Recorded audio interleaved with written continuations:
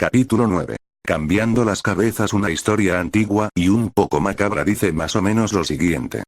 En la habitación de atrás de una funeraria una viuda fue a ver el cuerpo de su difunto esposo, antes de que comenzara el funeral.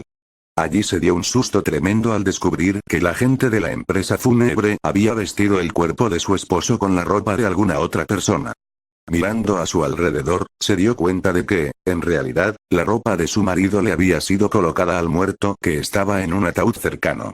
Mucho más preocupada y afectada que antes, llamó al dueño de la funeraria para que observara lo que había en los ataúdes, y llorando le explicó el problema. El empresario encaró la solución con decisión drástica. Juan, le gritó a uno de sus empleados, cambie las cabezas en 2 y 3. Es horrible pensar cómo se hizo el cambio, pero a usted nunca se le olvidará. Esto ilustra algo que yo desearía que usted tampoco llegue a olvidar. El cambio siempre viene de arriba. Si no fuera así, vendrá por una revolución desde abajo. Un amigo mío, llamado Alberto, era un profesional especialista en buscar soluciones a negocios que fracasaban. Sus clientes eran compañías al borde de la quiebra, la disolución u otro desastre. En realidad, nadie llamaba a Alberto sino cuando una empresa estaba en una crisis severa. A él le gustaba el trabajo.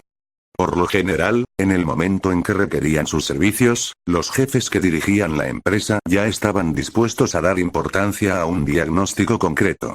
A su vez, eso facilitaba su disposición a tragar la amarga píldora de la verdad. La posibilidad de que la empresa sobreviviera dependía siempre de la disposición a aceptar los cambios. Había casi siempre un patrón común a esas pesadillas empresariales. Se puede contar con un excelente programa de acción, pero no con el personal adecuado para llevarlo a cabo, lo cual conduce a un fracaso inevitable. O puede darse el caso inverso, de que no se cuente con un programa óptimo, pero sí con buena calidad de personal, con lo que puede lograrse un éxito razonable. En definitiva, la calidad del personal tiene más importancia que la calidad del programa. En un análisis simplificado, resulta que siempre el problema es el personal y a la vez la solución al problema viene por cambios en el personal. Y la solución siempre se origina a través del hombre que ocupa la posición más alta en la empresa. Ninguna empresa enferma, me dijo una vez Alberto, puede sanarse y ser económicamente saludable a menos que el responsable del más alto nivel esté dispuesto a cambiar. Alberto había descubierto que, casi sin excepción, los problemas eran causados por el principal jefe ejecutivo. A menos que él esté dispuesto a cambiar, me dijo Alberto, no hay esperanza. A medida que adquiría más experiencia, Alberto fue estableciendo una metodología única para tratar diversas situaciones. Investigaba los procedimientos operativos, los registros financieros, entrevistaba al personal y procuraba conocer el problema desde cada perspectiva concebible. En el desarrollo de todo esto, se aseguraba de pasar el mayor tiempo posible en la oficina del jefe de la empresa. Al presentar sus análisis, dar sus evaluaciones y hacer sus recomendaciones, invariablemente incluía el enunciado de los cambios que se requerían en el hombre de más alto nivel. Sugería así un cambio de su método, motivación, actitud, relaciones, e incluso, en ocasiones, de su estilo de vida. Ese principio es aplicable a cada área de la vida humana, incluida la familia. El hombre necesita cambiar para que su familia cambie. El hombre necesita crecer para que su familia crezca. Él es el que establece el modelo a seguir. El cambio no es cambio hasta que es cambio. La mayoría de las personas juzga a los demás por sus acciones y a sí mismas por sus intenciones. La intención de cambiar no significa haber cambiado. Hablar acerca del cambio, prometerlo, hacer resoluciones sobre él, nada de esto es cambio. Ninguna de estas cosas sanará un hogar lastimado. Es la cabeza de la casa la que necesita cambiar. Los Estados Unidos han gastado incontables millones de dólares en esfuerzos para prevenir la delincuencia juvenil. Se han invertido otros muchos millones más en favor de los jóvenes emocionalmente deformados, inclinados al crimen, adictos, o simplemente descarriados. Hay infinidad de libros, y un exceso de seminarios y de otras ayudas para enseñarles a las mujeres a ser buenas esposas. Después de hacer todo eso, se envían a esas esposas y a esos hijos a sus hogares, en los que los hombres no han cambiado. Los hombres permanecen sin haber sido enseñados. Y esos son los hombres que con frecuencia han sido los principales causantes de los problemas de las esposas y de los hijos, y entonces esas esposas y esos hijos están de nuevo en el mismo lugar en que habían comenzado. Un niño rehabilitado y una esposa cambiada caerán pronto en la frustración cuando vuelvan al hogar y encuentren un hombre que no ha cambiado. El hombre es la cabeza del hogar. El cambio debe comenzar con él. Vivo en Newport Beach, California, cerca de una playa estupenda. La playa se acerca a ambos lados de los muelles del istmo, lo que permite que los botes entren y salgan de la bahía de Balboa. Esa playa ha sido mi cámara secreta para la oración, mi lugar de meditación, mi oficina de consejería y el lugar de terapia espiritual. El muelle es el sitio donde muchas veces se cambió el rumbo de mi vida, y también el de la vida de otros que han pasado tiempo conmigo allí. Cuando Ricardo volvió de Oregón y me llamó, le dije que me encontrara en el muelle. Él estaba afectado por una profunda aflicción. Allí entre las rocas pensé que el haberse mudado a Oregón había sido un error para él. Había ido allí para alejarse de todo, pero al llegar se había dado cuenta de que había llevado con él todos sus problemas. En verdad, no se había alejado de nada. Dentro de él bullía una extraña consternación. Necesitaba un cambio que no lo había producido el hecho de mudarse, y seguía deseando ese cambio. Unas semanas atrás había trabajado en la construcción de una casa. Estaba en el terreno que la rodeaba, cuando escuchó una voz interior que le decía: vamos. En otras ocasiones, esa misma voz le había dicho las mismas palabras. Aunque había comentado con otros acerca de esto, no sabía qué era lo que estaba pasando. Más tarde, mientras seguía asombrado con todo eso, se sintió impelido a volar de regreso a California, alquilar un auto, y conducirlo para venir a Yerme. Quería saber qué yo pensaba acerca de lo que le estaba sucediendo. ¿Es el Espíritu Santo que me habla? ¿O el diablo, o quién? Al avanzar en nuestra conversación, fui comprendiendo que Dios estaba obrando en la vida de Ricardo. Pero Ricardo todavía necesitaba darse cuenta de que era así. Sinceramente, no sé lo que debo hacer, dijo desanimado. No soy feliz conmigo mismo, mi esposa no es feliz conmigo, y mis hijos son desdichados. Si no sucede algo muy pronto, no sé qué es lo que voy a hacer. Y luego, yo seguí escuchando esta voz dentro de mí diciendo: vamos. Ricardo había confesado a Jesucristo como su Salvador hacía varios años. Pero nunca había asumido un compromiso total con él.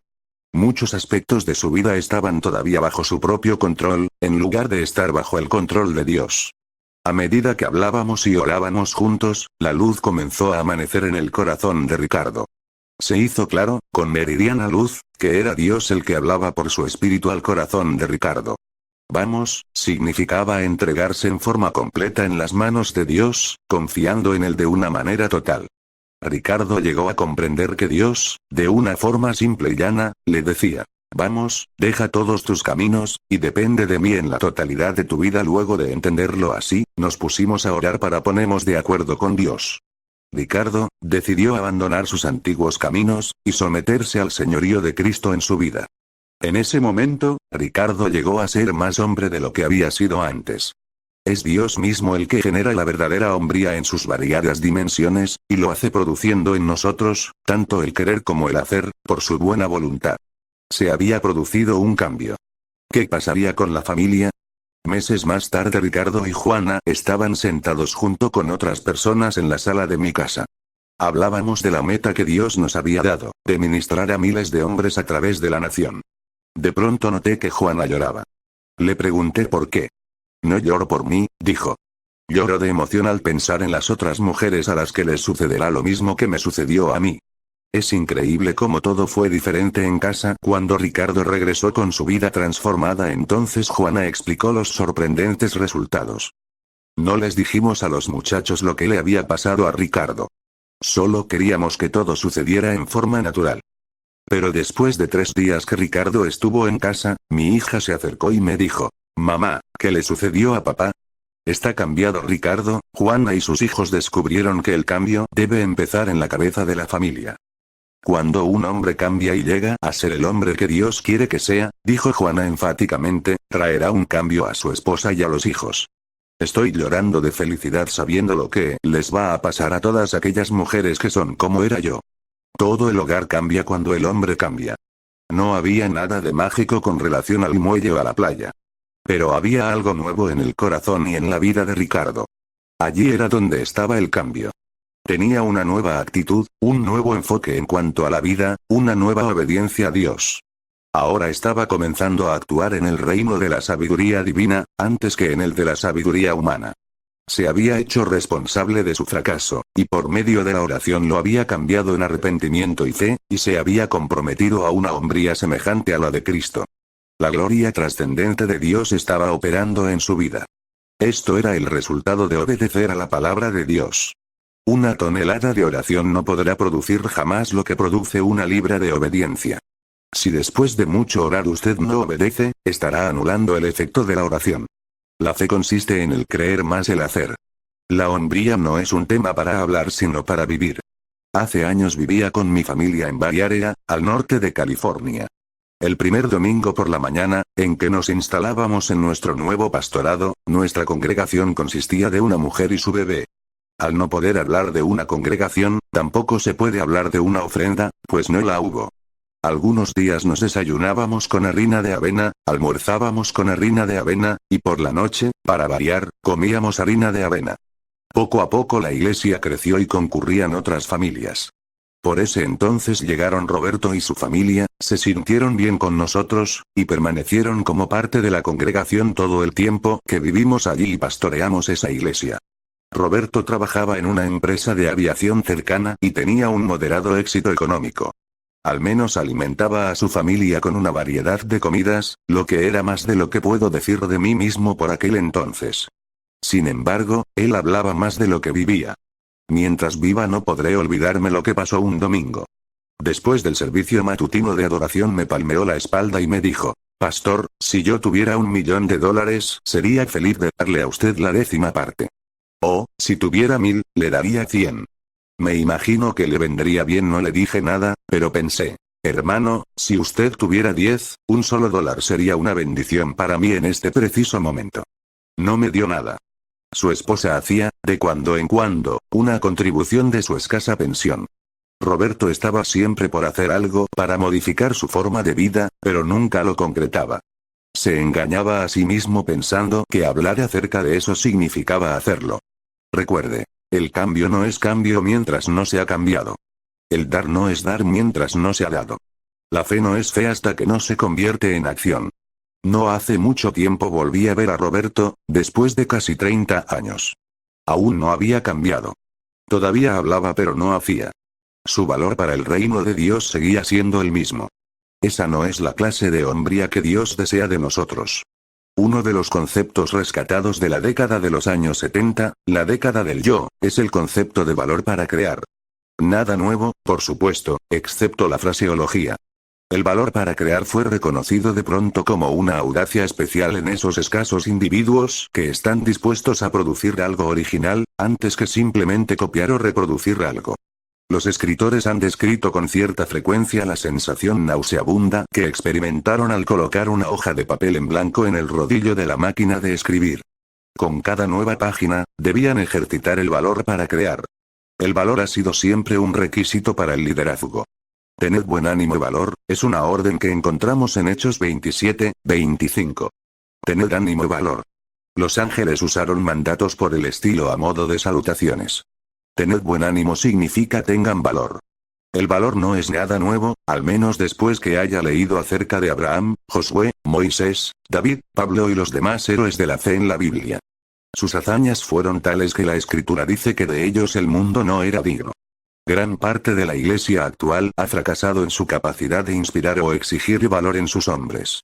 Muchos pastores descubren que pueden predicar a las mujeres, organizarlas y trabajar con ellas, con mucho menor esfuerzo que el que necesitan para lo mismo si se trata de hombres. El hecho es que muchos pastores actuales no pueden relacionarse con los hombres en una forma positiva. Esta es la razón por la que las mujeres superan a los hombres por amplio margen en muchas iglesias, y por qué la sociedad matriarcal se sigue perpetuando en lugar de dar paso a la sociedad patriarcal. El valor es la virtud, cualidad o atributo de vida, que capacita a un hombre para afrontar la desaprobación, la persecución, el temor, el fracaso, y aún la muerte con una verdadera demostración de hombría. Hace falta valor para afrontar la realidad.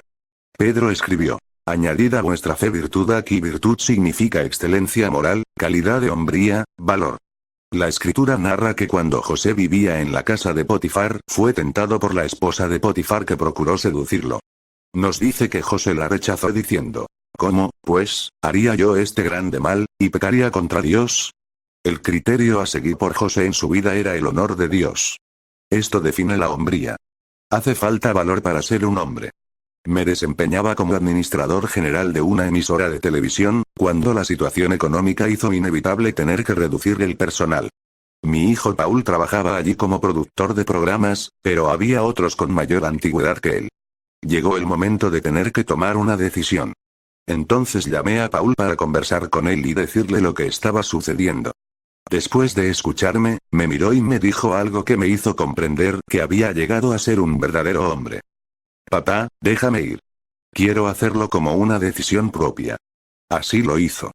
Fue difícil para los dos. Requirió valor.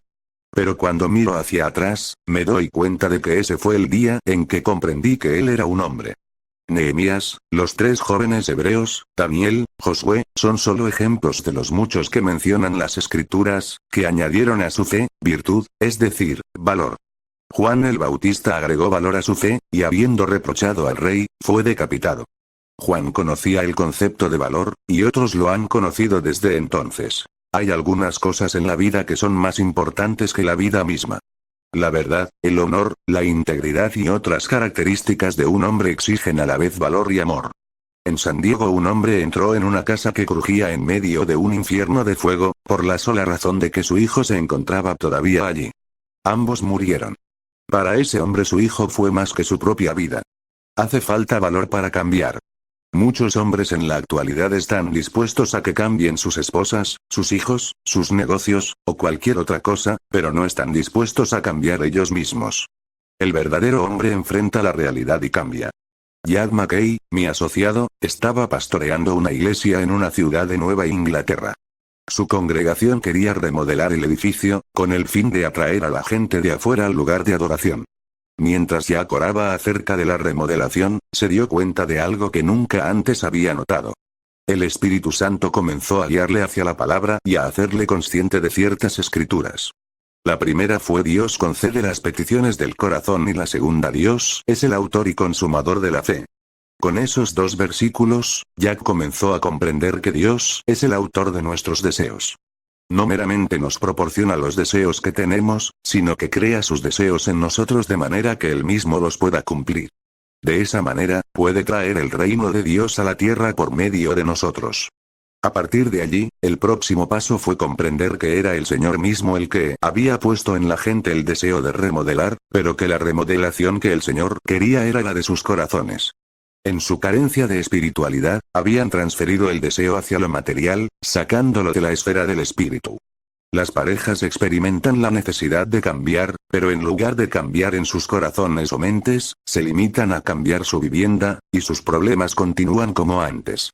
Un hombre es sensible a su necesidad de cambio, pero en lugar de pedir a Dios que cambie su corazón, cambia de empleo, y los viejos hábitos permanecen. ¿Cuántos edificios de iglesias a lo largo del país han sido remodelados, sin beneficio alguno de crecimiento o bendición, porque el cambio que hacía falta no era en el edificio, sino en el corazón de las personas? ¿Se da cuenta de su necesidad de un cambio? Usted es el hombre. Si usted cambia, cambiará también su familia. Si usted cambia, cambiará su negocio. El cambio debe comenzar, en primer lugar, en usted mismo.